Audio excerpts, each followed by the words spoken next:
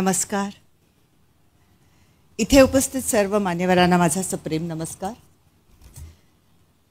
आज इथे महाराष्ट्राचे अनेक दिग्गज व्यक्तींसोबत मी उभी आहे आणि माझी गणना इथे होणं ही माझ्यासाठी प्रतिष्ठेची बाब आहे. पण सुरुवातीलाच एक कबुली. मी स्वतःला अस्सल महाराष्ट्रीयन म्हणायला थोडीशी संकोचते, कारण माझा जन्म जरी बेंद्र्यांची सोनाली म्हणून झाला असेल तरी माझे वडील कायम महाराष्ट्राबाहेर पोस्टिंगवर असल्यामुळे माझं संपूर्ण बालपण भारतभर फिरण्यामध्ये गेलं. आम्ही इतक्या वेळा घरं बदलली की घरचा पत्ता लिहिण्याच्या आधी आम्ही पुढच्या शिफ्टिंगचा विचार करायचो. पण ह्या सगळ्यामध्ये एक गोष्टीत मात्र कोणतीही तडजोड नव्हती, आमच्या घरातला मराठी बाणा. कुठेही राहिलो, कितीही भाषा शिकल्या, कुठल्याही वेगवेगळ्या भाषेचे मित्रमैत्रिणी केल्या, तरी आमच्या घरात मात्र मराठीच बोललं जायचं. त्यामुळे 100% महाराष्ट्रीयन म्हणू शकत नसले तरी मराठी ही माझ्यासाठी घर आहे, सुरक्षित उबदार असं घर. आता प्रामाणिकपणे सांगायचं तर लहानपणी मराठी साहित्याशी सुद्धा फारशी गोडी लागली नाही. मग नंतर हिंदी चित्रपटात आली आणि तिथेही मराठी लेखन वाचन कमीच झालं. तरीही काही गोष्टी मनाच्या तळाशी घट्ट रुजून बसतात.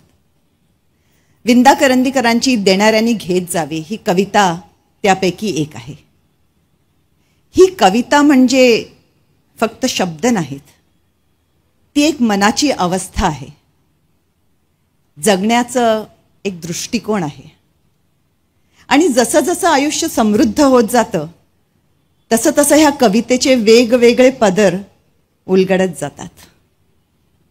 म्हणूनच आज मला ही कविता तुमच्यासमोर सादर करायची आहे आणि मला खात्री आहे हे शब्द तुमच्या हृदयात नक्कीच घर करतील. घेता, कवी विंदा करंदीकर. देणाऱ्यांनी देत जावे, घेणाऱ्यांनी घेत जावे. देणाऱ्यांनी देत जावे, घेणाऱ्यांनी घेत जावे. हिरव्या पिवळ्या माळावरून हिरवी पिवळी शाल घ्यावी. सह्याद्रीच्या कडाकडून छातीसाठी ढाल घ्यावी. वेड्या पिशा ढगांकडून वेडे पिसे आकार घ्यावे.